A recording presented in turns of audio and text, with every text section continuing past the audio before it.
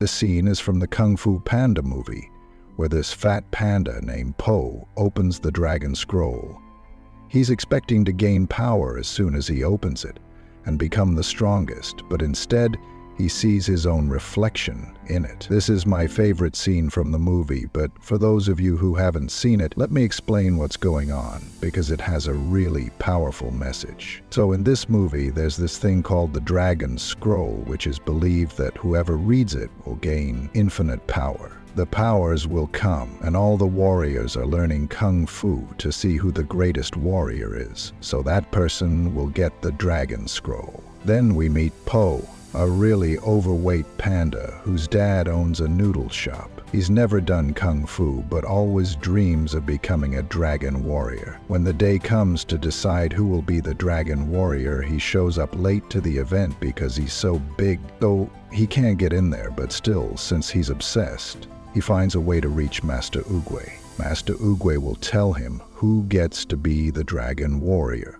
while everyone else is watching to see who it'll be. Out of nowhere, Master Oogway makes him the dragon warrior, and everyone is shocked. They're like, how can you make this big guy who has never done Kung Fu the dragon warrior? Because this dragon warrior has to fight a villain named Tai Lung, who's really tough. It's super amazing, so amazing that it could wipe out the whole village all by itself.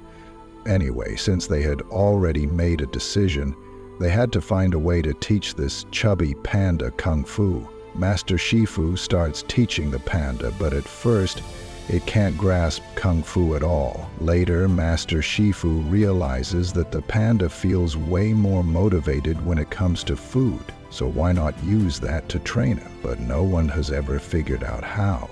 And that's exactly what Master Shifu does. Slowly but surely, this panda gets better at Kung Fu and starts to happen. And finally, the moment arrives when Master Shifu gives Po the Dragon Scroll, telling him that now he can take it, and all the powers are his because Tai Lung is coming to challenge us. As soon as Po opens the Dragon Scroll, he finds nothing written inside. There's no magical movement. He just sees his own reflection and gets really confused, thinking, what is this? For all these years, everyone in the village has been spreading this false story that the Dragon Scroll would make you a dragon warrior. But it didn't make me a dragon warrior at all. Everyone is shocked to see that the panda is really down and heads back to his dad. Now all the villagers are leaving because Tai Lung is coming to wipe them out. As they're leaving, the panda's dad notices him and knows that his son has always wanted to be a Kung Fu master. So in this moment, his dad, Mr. Ping, tells him,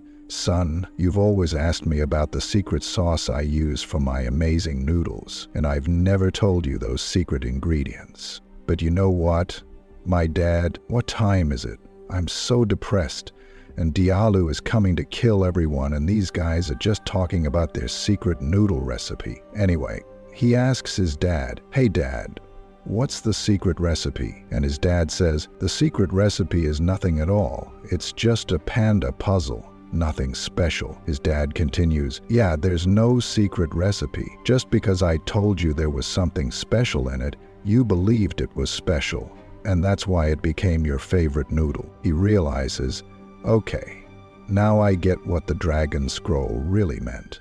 He quickly opens the Dragon Scroll again and sees his own reflection. It hits him that there wasn't any secret. It was just him all along. The whole story about gaining power from the Dragon Scroll was just to make him work hard and believe in himself so he could actually improve. Thinking this way, the panda gains confidence in himself and decides not to run away from the village, but to go back to the Dragon Scroll.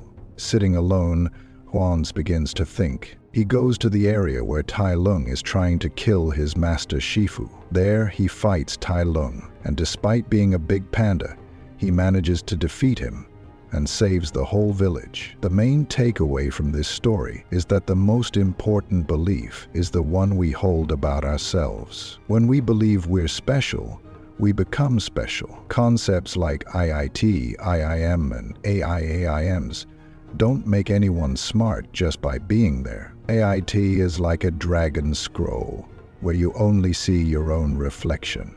Chapter 5.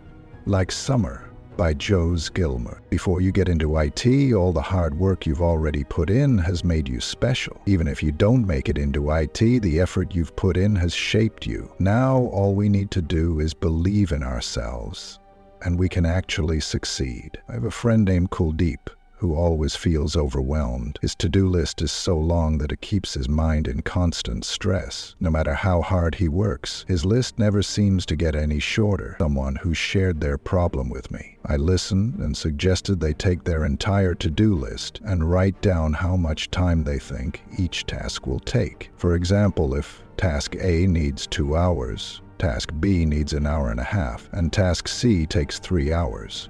Just list it all out. I waited, and slowly they started working through the tasks. I told them that's exactly it. We can't do everything, and even more importantly, it's about prioritizing what really matters. 30 or 40% open space in your schedule. I mean, if you think a task will take 2 hours, it could actually take 3 or even 4. So he asked, "What do you mean? Should I plan my whole day around that?" I said, "Exactly, that's what you need to do, because everything is so unpredictable. You're always going to underestimate how long things will take, and they'll end up taking longer." Then he hit me with the same old question. I can't just drop half of what I have to do, and my usual response was, "Look, some things might have to be let go. You just need to accept that." Robert Kaiser asked me, "Are you sure, Stuart, you don't want to be with us?" Robert Kaiser admired how down your to-do list in order of priority, focusing on the tasks that will have the highest impact. You can't do all 12 tasks at once, but this will automatically lower your stress levels. Plus, your accountability will increase because you'll only tackle 3 or 4 of the most important tasks each day. Put all your energy into those. The steps we need to follow are: 1.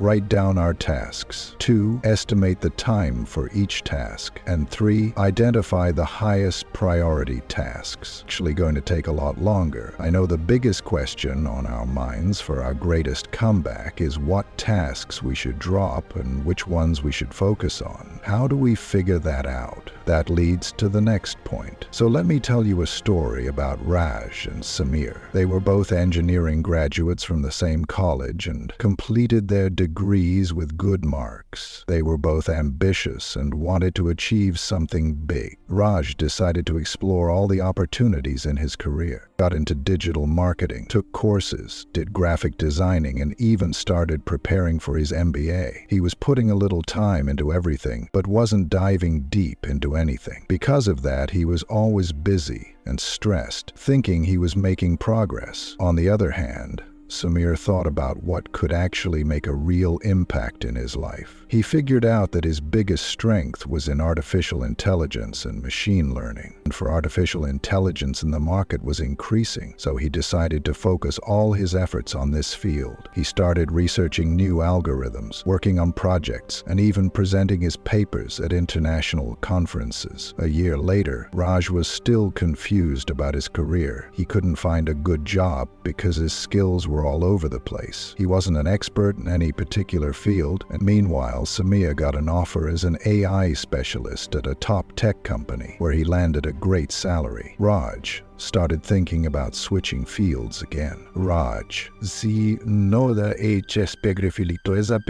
clarity on what exactly to do, so he kept trying different courses, but he just couldn't find success anywhere. Even though he had the same capabilities, he fell way behind Samir, both professionally and financially. So what can we learn from this fictional story? The takeaway is that after a certain point, we really need to focus on high-impact areas. We can't be digital marketers for 10 years, then switch to something else for another 10, and then spend another 10 preparing for the IAS. If our energy is scattered like that, we won't be able to give our 100% into the Great Reset. Or, if we get too wind up, we may derail. Going back to my first point, we'll never be able to compete with him. If we talk about Steve Jobs, the same thing happened to him. He did what he thought could really improve his life, and that's why he created the iPhone. Now, do we want to be scientists, artists, or filmmakers? What exactly do we want to be? Identifying our goals is tough. I get that. So here's a great thinking model. Think in reverse. Deciding to pursue a dream. Write down everything you want to do on a list and see which ones stand out. So just cut them out and focus on the top things you want to work on. The second step is identification. Start learning from that. Finally, the last step is to eliminate distractions and get into deep work. Once you do that, you'll need to stick with it for about 3 years in the same direction. Back in 1993, Michael Jordan was at the peak of his career, helping the Chicago Bulls win 3 consecutive NBA championships. But then tragedy struck when his dad unexpectedly passed away, and that really shook him up. Jordan shocked everyone by announcing his retirement from basketball. People were wondering why the best player in the world would do that. Anyway, 2 years later, a newspaper reported, "I'm back," which meant Jordan was returning to the NBA, and this time he was even more focused. After coming back, he led his team to win a bunch of games again, but everyone was left wondering how someone could take a 2-year break in a sport where even a 2 or 3 month absence can affect your performance. Did he win the game? It happened because during his 2-year retirement,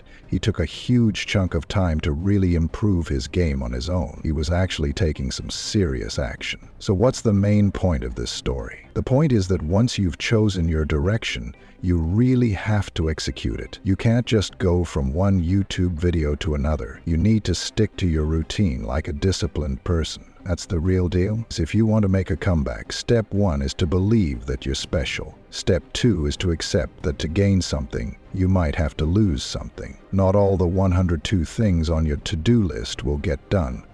It's expected that some will fall by the wayside. Step 3, once you've accepted that, it's time to decide which things to let go of. You should drop the things that can really improve your life, or those that won't make much difference. Earth Island. Step 4 is to identify the high-impact areas. On informative videos, don't forget to hit the bell icon after subscribing. Hope you liked the video. See you next time.